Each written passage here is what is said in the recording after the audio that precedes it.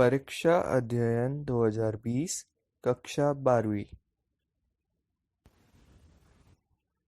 अध्याय पहला समष्टि एवं व्यष्टि अर्थशास्त्र। वस्तुनिष्ठ प्रश्न। पहला बहुविकल्पीय प्रश्न। प्रश्न एक फर्म, एक उद्योग, एक वस्तु के मूल्य का अध्ययन क्षेत्र है।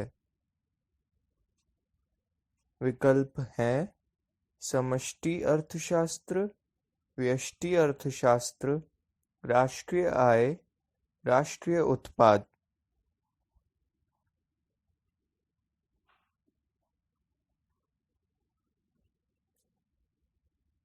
पहले प्रश्न का उत्तर है विकल्प दूसरा यानी व्यष्टि अर्थशास्त्र। दूसरा प्रश्न समष्टि अर्थशास्त्र संबंधित है। विकल्प है व्यक्तिगत मात्राओं से, दूसरा सामूहिक मात्राओं से, तीसरा व्यक्तिगत उत्पाद से, चौथा एक फर्म के उत्पाद से।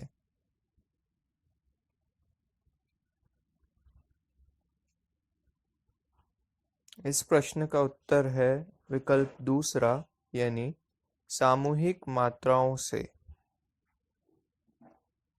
तीसरा प्रश्न समष्टि अर्थशास्त्र अध्ययन करता है। 4 विकल्प हैं। पहला विशिष्ट फर्मों का, दूसरा विशिष्ट कीमतों का, तीसरा विशिष्ट परिवारों का, चौथा राष्ट्रीय आय का।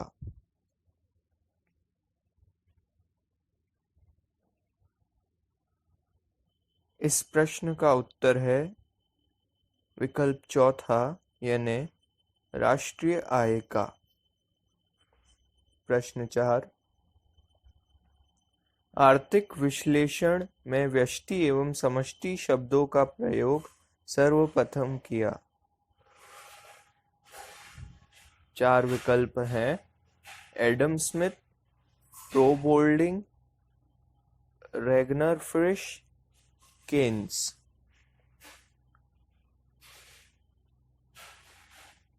इस प्रश्न का उत्तर है विकल्प तीसरा यानी रेगनर फ्रिश।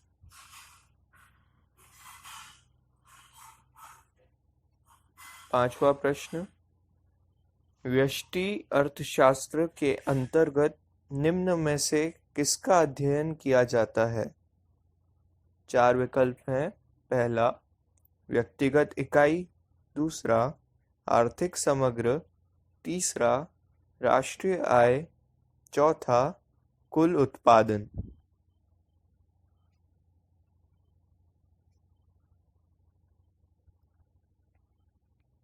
इस प्रश्न का उत्तर है व्यक्तिगत इकाई। अगला प्रश्न है रिक्त स्थान पूर्ति। पहला प्रश्न समष्टि अर्थशास्त्र में डैश का अध्ययन किया जाता है।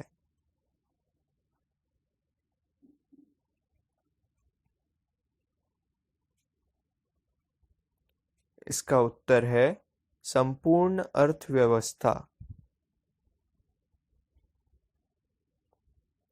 दूसरा प्रश्न है व्यष्टि अर्थशास्त्र का मुख्य यंत्र क्या है।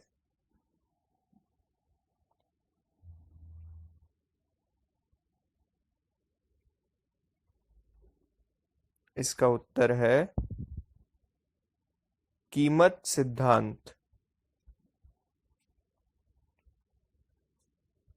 तीसरा प्रश्न है समष्टि अर्थशास्त्र का मुख्य यंत्र डैश है।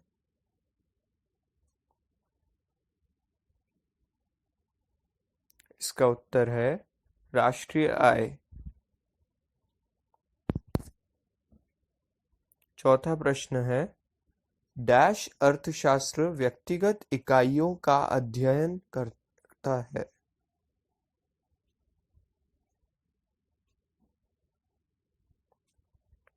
इसका उत्तर है सूक्ष्म।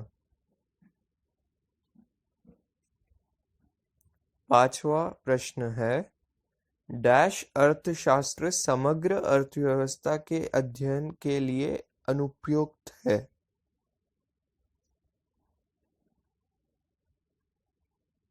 इसका भी उत्तर सूक्ष्म है। अगला प्रश्न, सत्य असत्य। पहला, प्रति व्यक्ति आय का अध्ययन व्यापक अर्थशास्त्र में किया जाना चाहिए। क्या यह सत्य है या असत्य?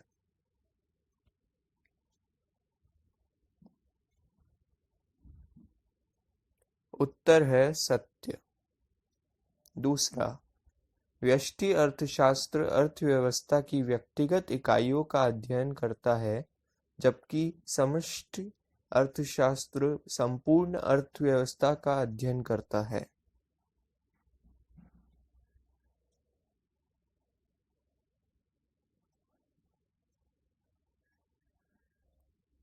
इसका उत्तर भी सत्य। तीसरा, सूक्ष्म एवं व्यापक अर्थशास्त्र दोनों में से किसी एक को ही एक समय पर अपनाया जाना चाहिए।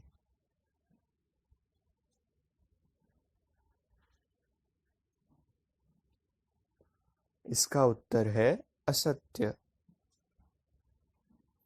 चौथा, साधनों की सीमितता ही आर्थिक समस्याओं का मूल कारण है।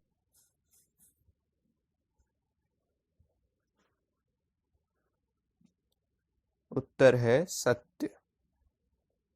पांचवा, उत्पादन संभावना वक्र मूल बिंदु की ओर उन्नतोदर होता है।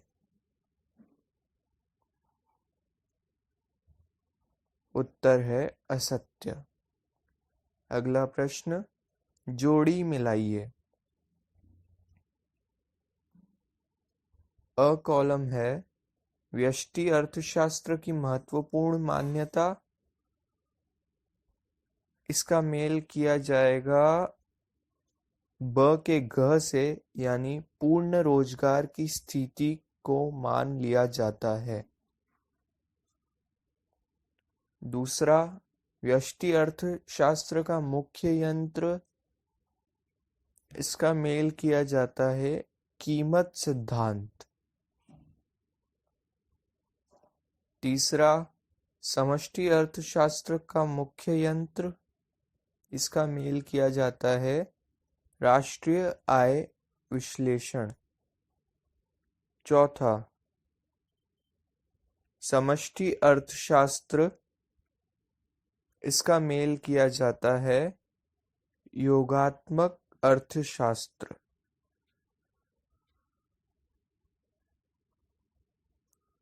अगला प्रश्न है, एक शब्द वाक्य में उत्तर करें। पहला, राष्ट्रीय आय तथा पूर्ण रोजगार की स्थिति के लिए निम्नलिखित में से कौन सी प्रणाली उपयुक्त है? व्यष्टि अर्थशास्त्र या समष्टि अर्थशास्त्र?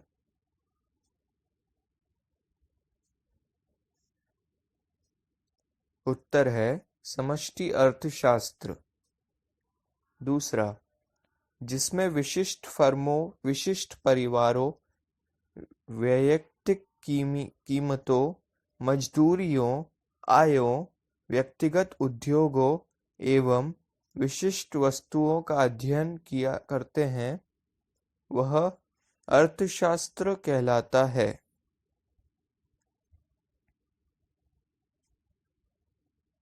उत्तर है व्यष्टि अर्थशास्त्र।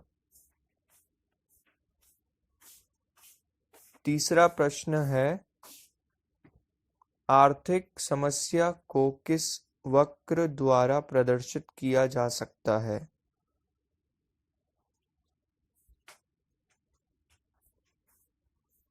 इस प्रश्न का उत्तर है उत्पादन संभावना वक्र। चौथा प्रश्न है, पूंजीवादी अर्थव्यवस्था में केंद्रीय समस्याओं का समाधान किसके द्वारा किया जाता है?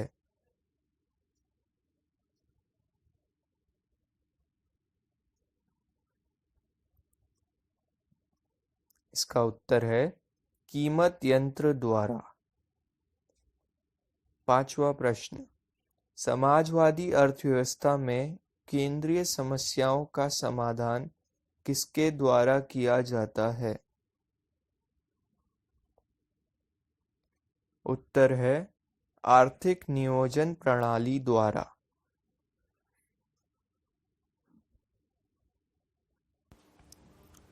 अगला प्रश्न है अति लघु उत्तरीय प्रश्न।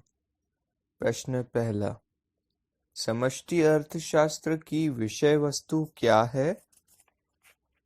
अथवा समष्टिगत अर्थशास्त्र को सामूहिक अर्थशास्त्र क्यों कहते हैं?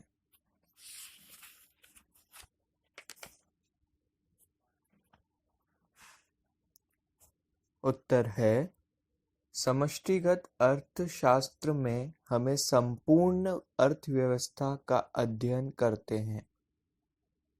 इसमें हम अर्थव्यवस्था का व्यापक और विहंगम रूप से अध्ययन करते हैं।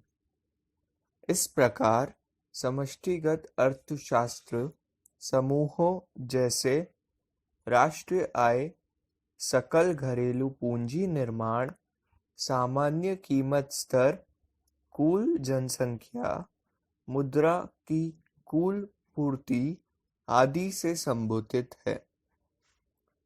प्रो बोल्डिंग के अनुसार समष्टि अर्थशास्त्र आर्थिक मात्राओं के समग्रों एवं औसतों की प्रकृति, संबंधों तथा व्यवहारों का अध्ययन है।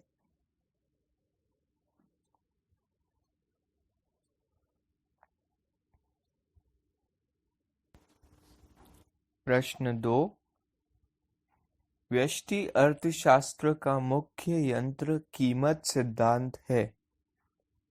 स्पष्ट कीजिए।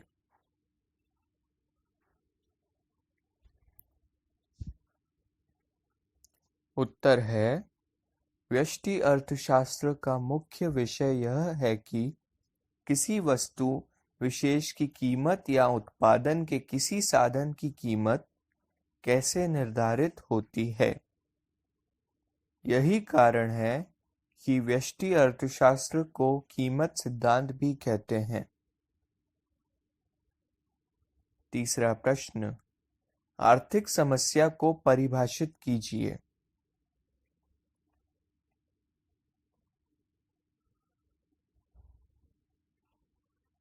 उत्तर है प्रोफेसर लेफ्टविच के अनुसार आर्थिक समस्या का संबंध वैकल्पिक मानवीय आवश्यकताओं में सीमित साधनों का प्रयोग करने और इन साधनों का इस दृष्टि से उपयोग करने से है कि आवश्यकताओं की अधिकतम सुनिश्चिति संभव हो सके। चौथा प्रश्न है, सैमुअल्सन ने अर्थव्यवस्था की कौन सी समस्याओं का उल्लेख किया है? उत्तर है प्रोफेसर सैमुअल्सन के अनुसार सभी अर्थव्यवस्थाओं के सामने 3 केंद्रीय समस्याएं रहती हैं। प्रथम, किन वस्तुओं का उत्पादन किया जाए। द्वितीय, उत्पादन का ढंग क्या हो। और तृतीय, उत्पादन किन लोगों के लिए किया जाए। प्रश्न 5, उत्पादन संभावना वक्र क्या है?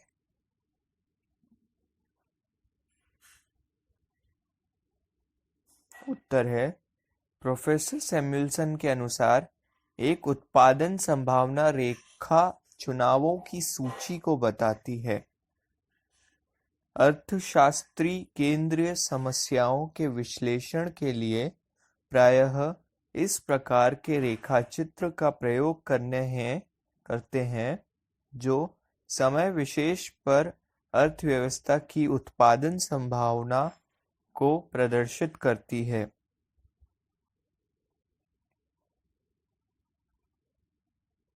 लघु उत्तरीय प्रश्न।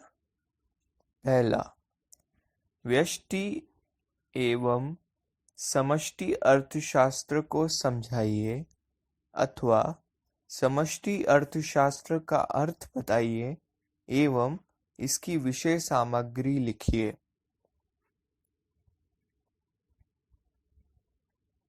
उत्तर है व्यष्टि अर्थशास्त्र।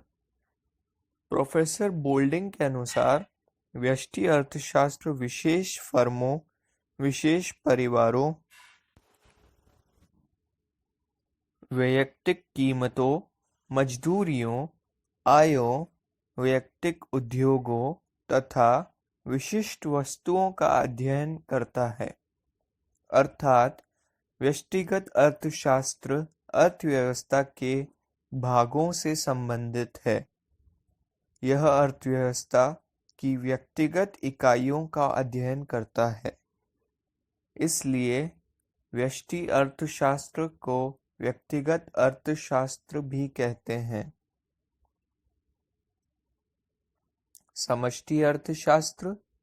समष्टि अर्थशास्त्र आर्थिक विश्लेषण की वह शाखा है जिसमें समुच्चय का विश्लेषण संपूर्ण अर्थव्यवस्था के संदर्भ में किया जाता है। इसके अंतर्गत कुल रोजगार, कुल राष्ट्रीय उत्पादन, राष्ट्रीय आय, राष्ट्र के कीमत स्तर आदि का अध्ययन किया जाता है।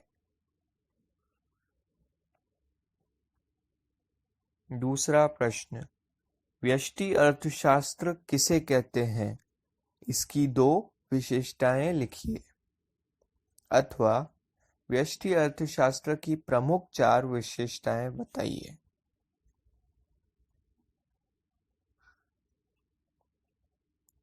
इसका उत्तर है व्यष्टि अर्थशास्त्र का आशय। प्रश्न 1 के उत्तर में देखें।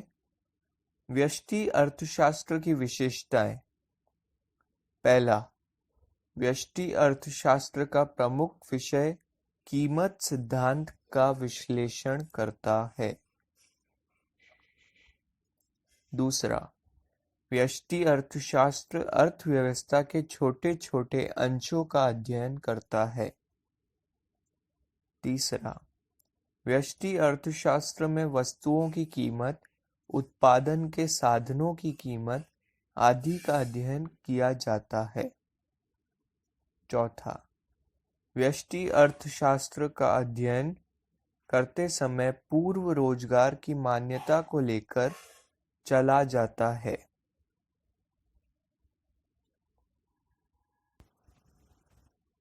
तीसरा प्रश्न, व्यष्टि अर्थशास्त्र का महत्व बताइए किन्हीं 4 बिंदुओं में अथवा सूक्ष्म अर्थशास्त्र का महत्व स्पष्ट कीजिए।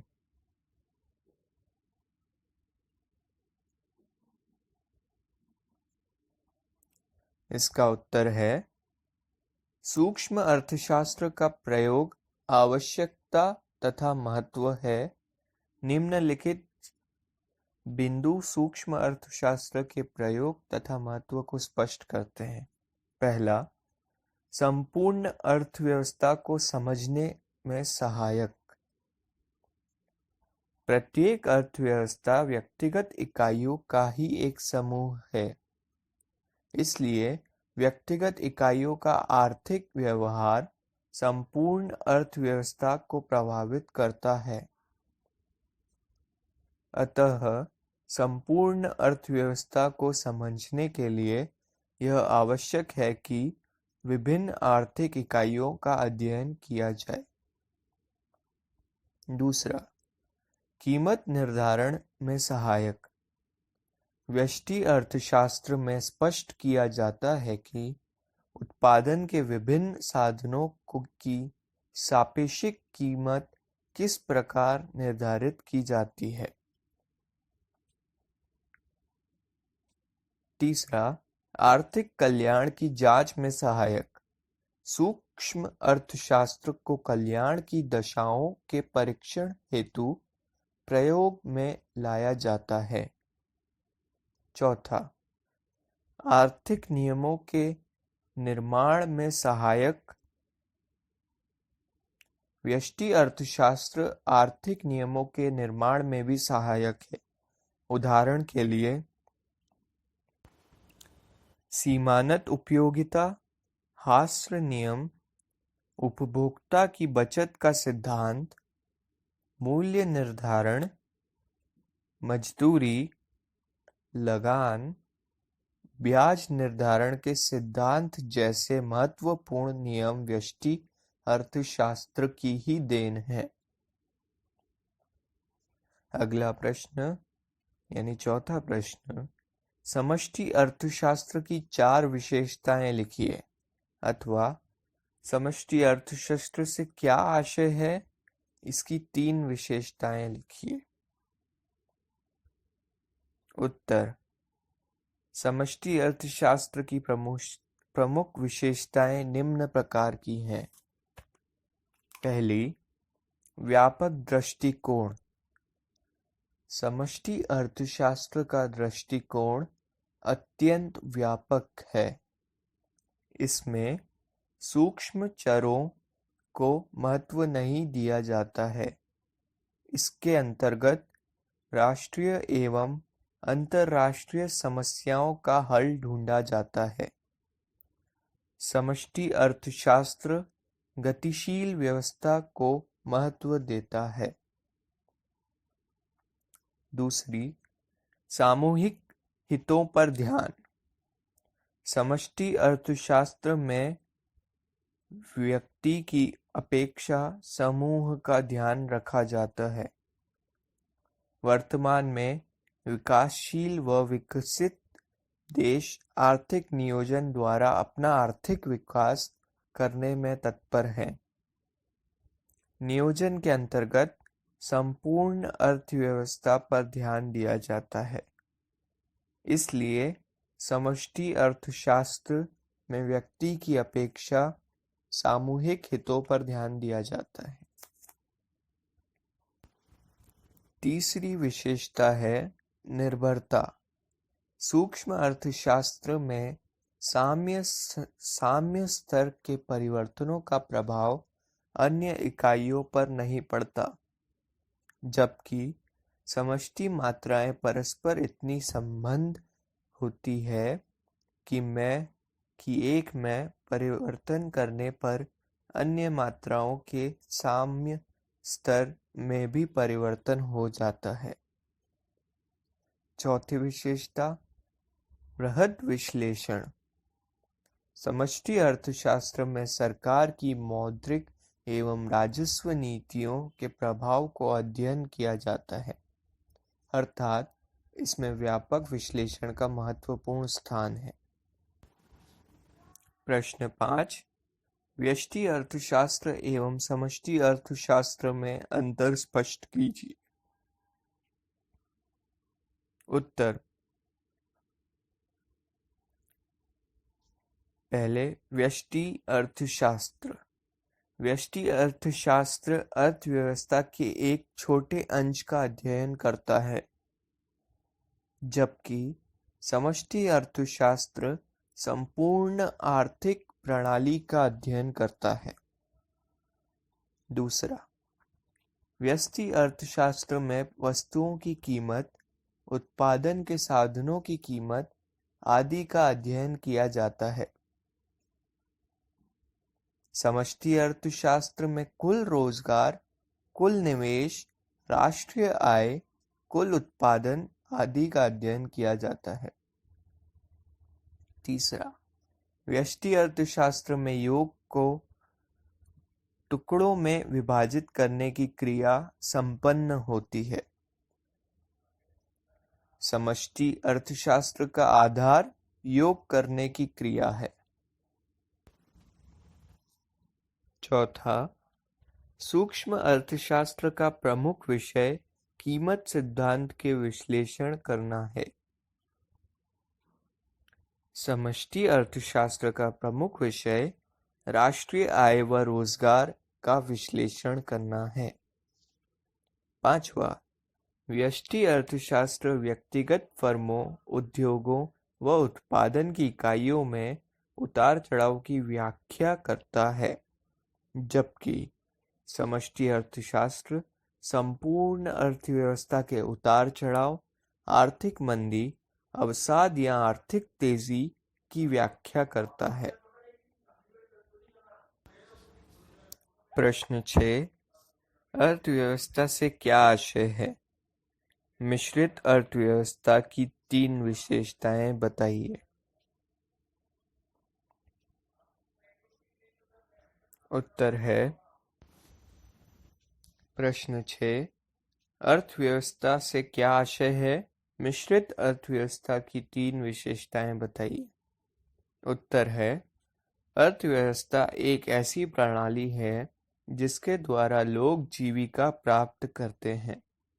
इसमें समाज की उन सभी गतिविधियों को शामिल किया जाता है जिसमें गृहस्थ, परिवार व सरकार उत्पादन, विनिमय एवं उपभोग करती है। W.N. लुक्स के अनुसार आर्थिक प्रणाली या अर्थव्यवस्था में उन सभी संस्थाओं को शामिल किया जाता है जिन्हें कुछ लोगों या किसी राष्ट्र या राष्ट्रों के किसी निश्चित समूह ने ऐसे साधनों के रूप में चुना है जिनके माध्यम से मानवीय आवश्यकताओं की पूर्ति करने के लिए संसाधनों का उपयोग किया जाता है। मिश्रित अर्थव्यवस्था की विशेषताएं। पहली, मिश्रित अर्थव्यवस्था में पूंजीवाद व समाजवाद दोनों का तालमेल होता है। दूसरी, मिश्रित अर्थव्यवस्था में आर्थिक नियोजन को अपनाया जाता है। तीसरी, मिश्रित अर्थव्यवस्था में निजी और सार्वजनिक क्षेत्र का सह अस्तित्व पाया जाता है। प्रश्न 7, व्यष्टि तथा समष्टि अर्थशास्त्र एक दूसरे के पूरक है। इस कथन को स्पष्ट कीजिए। अथवा व्यष्टि एवं समष्टि अर्थशास्त्र के कैसे परस्पर निर्भर है, समझाइए। इसका उत्तर है, यद्यपि व्यष्टि अर्थशास्त्र एवं समष्टि अर्थशास्त्र के अध्ययन की 2 भिन्न भिन्न शाखाएं हैं, उनका क्षेत्र भी अलग अलग है। व्यष्टि अर्थशास्त्र के अंतर्गत जहां कीमतें अत्यंत महत्वपूर्ण स्थान रखती हैं, वहीं समष्टि अर्थशास्त्र में आय की धारणा महत्वपूर्ण समझती है। फिर भी ये दोनों एक दूसरे के प्रतियोगी न होकर परस्पर पूरक एवं सहयोगी हैं। दोनों में परस्पर घनिष्ठ संबंध है। दोनों एक दूसरे की सीमाओं व विश्लेषण संबंधी कठिनाइयों का समाधान करती है। दोनों का ही विकास एक दूसरे पर निर्भर करता है। प्रोफेसर गार्डनर एकले के शब्दों में, यद्यपि समष्टि अर्थशास्त्र तथा व्यष्टि अर्थशास्त्र के बीच कोई सुनिश्चित रेखा नहीं खींची जा सकती, तथापि ठोस निष्कर्षों पर पहुंचने के लिए व्यष्टिगत समस्याओं का हल समष्टिगत उपकरणों की सहायता से तथा समष्टिगत समस्याओं का हल व्यष्टिगत उपकरणों की सहायता से निकाला जाना चाहिए। प्रोफेसर सैमुअल्सन के अनुसार, वास्तव में सूक्ष्म और व्यापक अर्थशास्त्र में कोई विरोध नहीं है। दोनों अत्यंत आवश्यक हैं। यदि आप एक को समझते हैं और दूसरे से अनभिज्ञ रहते हैं तो आप केवल अर्ध शिक्षित हैं। प्रश्न 8, व्यष्टि अर्थशास्त्र से क्या आशय है? इसकी 3 सीमाएं लिखिए। उत्तर है, व्यष्टि अर्थशास्त्र के दोष यानी सीमाएं हैं। पहली, व्यष्टि अर्थशास्त्र में केवल व्यक्तिगत इकाइयों का अध्ययन किया जाता है और इसलिए अर्थव्यवस्था का पूरा चित्र हमारे सामने नहीं उभर पाता है। दूसरा, व्यष्टि अर्थशास्त्र का विश्लेषण अधिकांशतः पूर्ण रोजगार की मान्यता पर आधारित है। रोजगार संबंधी यह मान्यता गलत है। तीसरा, कुछ आर्थिक समस्याएं इस प्रकार की हैं जिनका व्यष्टि अर्थशास्त्र की सहायता से समाधान नहीं किया जा सकता। प्रश्न 9, एक अर्थव्यवस्था की केंद्रीय समस्याओं से आप क्या समझते हैं?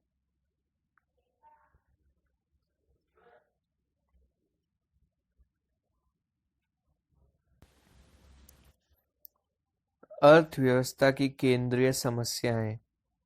अर्थव्यवस्था की अनेक समस्याएं इसलिए उत्पन्न होती है कि मानव की आवश्यकताएं असीमित है और उन्हें संतुष्ट करने के लिए साधन सीमित है। दूसरे शब्दों में, यदि मानव अपनी समस्त आवश्यकताओं को संतुष्ट करना चाहे तो नहीं कर सकता है।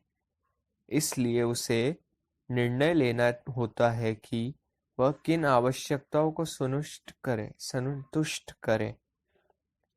फिर उसी के अनुरूप वस्तुओं और सेवाओं का चयन किया जाता है जिनका उत्पादन किया जाता है। अर्थात अर्थव्यवस्था में चयन की समस्या आधारभूत है। साधन सीमित होने के कारण उत्पादकों को उन्हें बहुत किफायत के साथ उपयोग करना होता है। उनके इस व्यवहार को अर्थशास्त्री साधनों के उपयोग में मितव्ययिता का नाम देते हैं। साधनों के मितव्ययी उपयोग के संबंध में यह उल्लेखनीय है कि जब भी उत्पादक साधनों को वस्तु विशेष के उत्पादन में लगाता है, तब उसके लिए उन साधनों का दूसरी वस्तुओं के उत्पादन में प्रयोग पर पाना संभव नहीं होता है। इस प्रकार उत्पादकों के आवंटन से संबंधित व्यवहार का भी चयन पक्ष होता है। साधनों की सीमितता से उत्पन्न मूल आर्थिक समस्या, जिसे अर्थशास्त्रियों ने चयन की समस्या कहा है, दरअसल अर्थव्यवस्था की उन केंद्रीय समस्याओं की तह में होती है। प्रश्न 10, उत्पादन संभावना वक्र की मान्यताएं बताइए।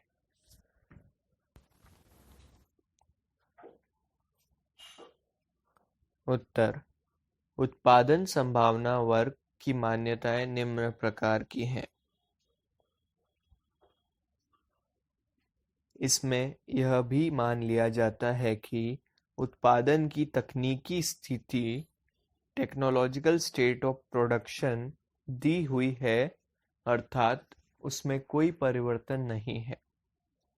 दूसरा, इसमें यह मान लिया जाता है कि अर्थव्यवस्था के सभी साधनों का पूर्ण प्रयोग हो रहा है, अर्थात अर्थव्यवस्था पूर्ण रोजगार की स्थिति में है। इसमें यह भी मान लिया जाता है कि अर्थव्यवस्था में उत्पत्ति के साधनों की मात्रा स्थिर है, किंतु सीमित मात्रा में उनके प्रयोगों को दूसरे प्रयोग में हस्तांतरित किया जा सकता है।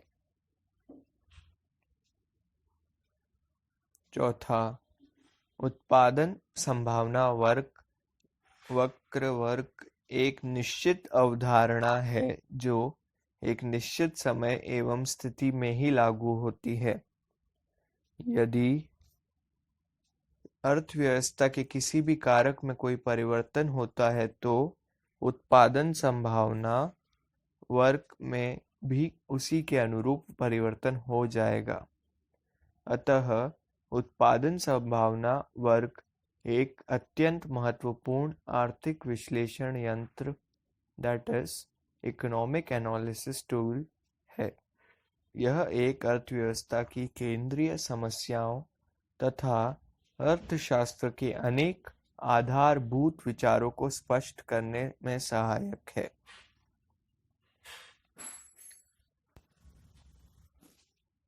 प्रश्न 11, अवसर लागत के विचार का महत्व बताइए। उत्तर है, अवसर लागत की धारणा का आर्थिक विश्लेषण में महत्वपूर्ण स्थान है। यह कीमत प्रणाली का केंद्र बिंदु है। अवसर लागत को महत्वपूर्ण बनाने वाले प्रमुख कारण निम्न प्रकार के हैं। पहला, उत्पादन के साधनों के आवंटन में सहायक। अवसर लागत की धारणा उत्पादन के सीमित साधनों के आवंटन में सहायक होती है। अवसर लागत की सहायता से हम यह जान सकते हैं कि उत्पादन के प्रत्येक साधन को उतना पुरस्कार अवश्य मिलना चाहिए जितना कि उसे अन्य किसी वैकल्पिक प्रयोग में मिल सकता है। इस तरह स्पष्ट है कि लागत की जानकारी ने ही साधनों की गतिशीलता को बढ़ावा दिया, अर्थात साधनों के वितरण को संभव बनाया है। दूसरा, लगान के आधुनिक सिद्धांत का आधार। लगान का आधुनिक सिद्धांत अवसर लागत की धारणा पर ही आधारित है। लगान के आधुनिक सिद्धांत के अनुसार लगान अवसर लागत के ऊपर अधिक सरप्लस होता है। इस तरह स्पष्ट है कि लगान की गणना करने के लिए साधन की अवसर लागत का पता अवश्य होना चाहिए। तीसरा, उत्पादन लागत में होने वाले परिवर्तनों पर प्रकाश डालने में सहायक। अवसर लागत का सिद्धांत इस तथ्य पर प्रकाश डालने में सहायक है कि किसी उद्योग में उत्पादन लागत अपनी उत्पादन मात्रा के साथ किस सीमा तक तथा क्यों बदल जाती है। प्रश्न 12, समष्टि अर्थशास्त्र के 4 महत्व लिखिए। उत्तर, समष्टि अर्थशास्त्र का महत्व यह है कि पहला, अर्थशास्त्र की कार्य प्रणाली को समझने में सहायक। अर्थव्यवस्था की क्रियाशीलता को समझने के लिए समष्टिगत और आर्थिक चरों का अध्ययन आवश्यक होता है, क्योंकि व्यष्टिगत आर्थिक चर आर्थिक प्रणाली के छोटे छोटे अंगों का व्यवहार चित्रित करते हैं, परंतु अधिकांश दोनों की समस्याएं कुल उत्पादन, कुल रोजगार, सामान्य मूल्य स्तर तथा भुगतान संतुलन से संबंधित होती है, जिनकी कार्य प्रणाली को समष्टि आर्थिक विश्लेषण के अभाव में समझना असंभव है। दूसरा, सूक्ष्म अर्थशास्त्र के विकास में सहायक। अधिकांशतः बहुत कम सूक्ष्म भावी समस्याएं ऐसी होती हैं कि जिनका समष्टिगत पहलू नहीं होता। अतः व्यक्तिगत समस्याओं के विश्लेषण हेतु वृहत अर्थशास्त्र का अध्ययन करना अनिवार्य है। जैसे किसी विशेष उद्योग में मजदूरी का निर्धारण अर्थव्यवस्था में प्रचलित सामान्य मजदूरी स्तर से ही प्रभावित होता है। इस प्रकार वृहत आर्थिक विश्लेषण की सहायता से ही सूक्ष्म अर्थशास्त्र का विकास संभव है। तीसरा, आर्थिक नीति के निर्धारण में सहायक। आजकल सरकार सभी प्रकार की अर्थव्यवस्था में उपयुक्त नीतियां निर्धारित करने के लिए उपाय अपनाती है। सरकार द्वारा अपनाई गई नीतियों का संबंध व्यक्तिगत इकाइयों से न होकर समूहगत इकाइयों से होता है। चौथा, विकास नियोजन में सहायक। विकास नियोजन वर्तमान युग की सर्वाधिक उपयोगी पद्धति है। अल्प विकसित देशों के आर्थिक पिछड़ेपन को दूर करने के लिए तो विकास नियोजन की अत्यधिक आवश्यकता है। समष्टिगत धारणाओं के आधार पर ही नियोजन अधिकारी देश के वर्तमान एवं संभाव्य साधनों के संबंधन में महत्वपूर्ण तथ्य एकत्र करता है तथा उन साधनों का विभिन्न प्रयोगों के बीच वितरण करता है। विकास परियोजनाओं का मूल्यांकन भी समष्टि मूलक ही होता है। प्रश्न 13, समष्टि अर्थशास्त्र का अर्थ एवं 3 सीमाएं लिखिए। उत्तर, समष्टि अर्थशास्त्र की सीमाएं हैं संरचना की भ्रांति। समष्टिगत आर्थिक विश्लेषण में संरचना की भ्रांति रहती है, अर्थात कुल आर्थिक व्यवहार व्यक्तिगत क्रियाओं का कुल जोड़ा जाता है, परंतु यह अनिवार्य नहीं है कि जो बात व्यक्ति के लिए सत्य है वह समस्त अर्थव्यवस्था के लिए भी सही होगी। दूसरा, व्यक्तिगत अंतरों की अवहेलना। व्यापक अर्थशास्त्र व्यक्तिगत अंतरों की अवहेलना करता है, जैसे सामान्य कीमत स्तर के स्थिर रहने पर भी खाद्यान्नों की कीमतें में वृद्धि हो सकती है और निर्धन लोगों के लिए कठिनाई उत्पन्न कर सकती है। व्यापक अर्थशास्त्र के अंतर्गत समग्रों का विवेचन करते समय इनके घटकों की बनावट, प्रकृति और ढांचे पर कोई ध्यान नहीं दिया जाता है। तीसरा, समूह में परस्पर संबंधन की अवहेलना। प्रोफेसर बोल्डिंग के अनुसार समूह बनाने वाले तत्व इस प्रकार नहीं होने चाहिए कि इनमें संबंध ही न हो। जैसे 6 सेब प्लस 7 सेब 13 सेब एक सार्थक समूह है। 6 सेब प्लस 7 संतरे इक्वल टू 13 फल भी कुछ सीमा तक सार्थक है, परंतु 6 सेब प्लस 7 मकानों का समूह निश्चय ही निरर्थक समूह है। यदि इसी प्रकार के निरर्थक समूह के आधार पर अध्ययन किया जाए तो निष्कर्म निश्चय ही अशुद्ध व भ्रामक निकलेंगे।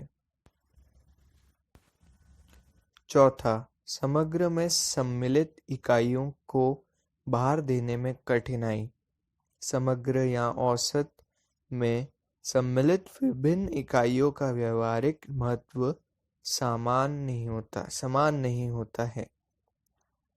उनमें से किसी का महत्व कम व किसी का अधिक हो सकता है, और यदि हम सभी को समान महत्व दें तो हमारे निष्कर्ष गलत हो सकते हैं।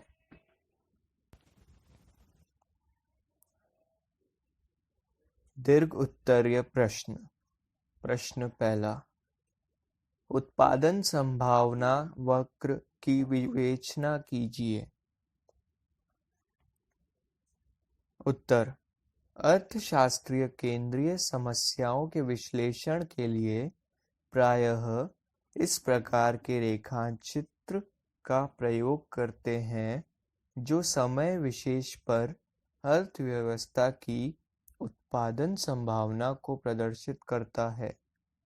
दूसरे शब्दों में, किसी एक वस्तु का उत्पादन बढ़ाने के लिए दूसरी वस्तु का उत्पादन कम करना पड़ता है, क्योंकि उत्पादन के साधन सीमित होते हैं।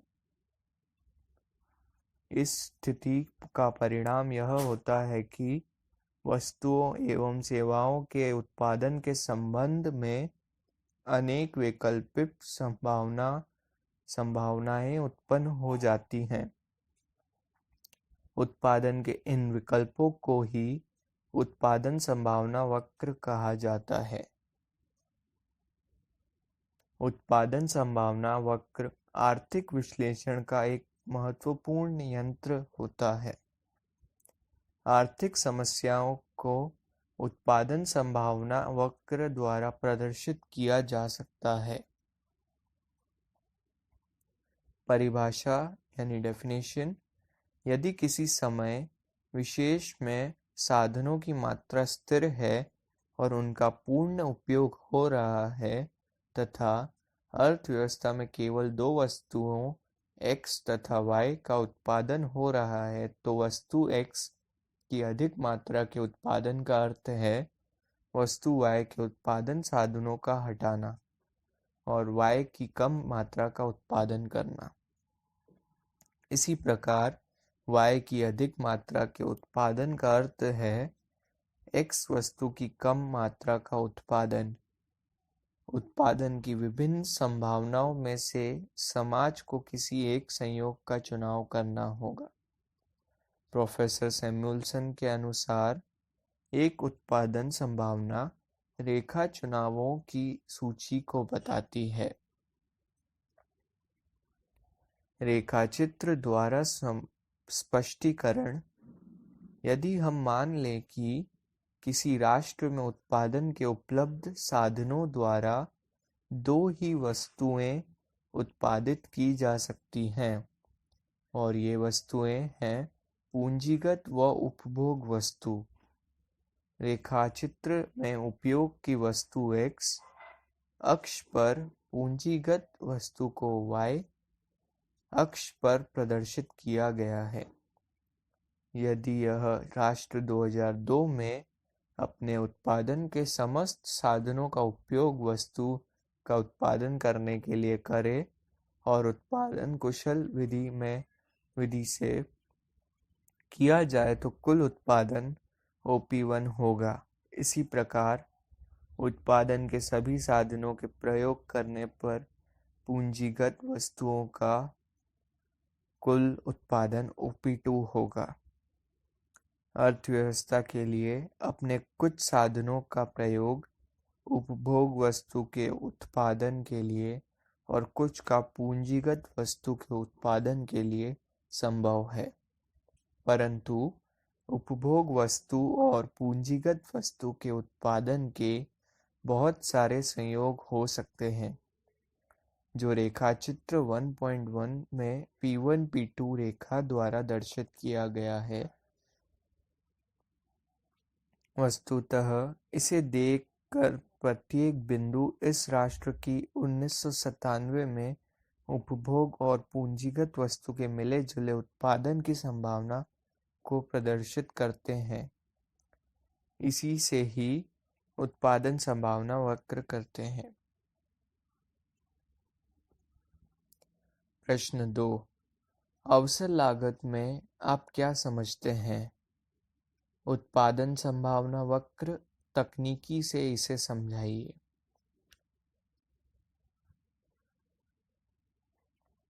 उत्तर है, अवसर लागत की अवधारणा आर्थिक सिद्धांत की एक महत्वपूर्ण अवधारणा है। यह उत्पादन की प्रत्येक इकाई के लिए, चाहे वह गृहस्थ हो या फर्म या सरकार, बहुत महत्व रखती है। हम जो भी निर्णय लेते हैं जिसमें अवसर लागत पर विचार करना आवश्यक रहता है, अवसर लागत की अवधारणा इस तथ्य पर आधारित है कि उत्पादन के साधन सीमित होते हैं और प्रत्येक साधन के वैकल्पिक प्रयोग संभव होते हैं। जब किसी विशिष्ट साधन को एक विशेष वस्तु का उत्पादन करने के लिए प्रयोग किया जाता है तो वह साधन किसी अन्य वस्तु के उत्पादन में प्रयोग किए जाने का अवसर खो देते हैं। वह लागत जो उत्पादन के एक विशेष साधन को उसके वर्तमान प्रयोग में बने रहने के लिए प्रेरित करती है, अवसर लागत कहलाती है। मुद्रा के रूप में अवसर लागत को हस्तांतरण आय भी कहते हैं। इस रूप में हस्तांतरण आय से आशय ऐसी कीमत से है जो इस साधन को उसी उद्योग में बनाए रखने के लिए आवश्यक होती है। प्रोफेसर स्टिगलर के अनुसार लागतों का सामान्यतः स्वीकृत किया गया स्पष्टीकरण वैकल्पिक सिद्धांत या अवसर लागत में निहित है। वस्तु ए के उत्पादन में किसी उत्पादन सेवा X की लागत किसी अन्य वस्तु की वह अधिकतम मात्रा है जो X उत्पन्न करेगी। कोल के शब्दों में एक कार्य के चयन द्वारा विकल्प अवसर के त्याग का मूल्य कार्य विशेष की विकल्प लागत या अवसर लागत है। रेखाचित्र द्वारा अवसर लागत की व्याख्या संपूर्ण अर्थव्यवस्था की दृष्टि से जब हम विचार करते हैं तो हम यह पाते हैं कि साधन सीमित हैं।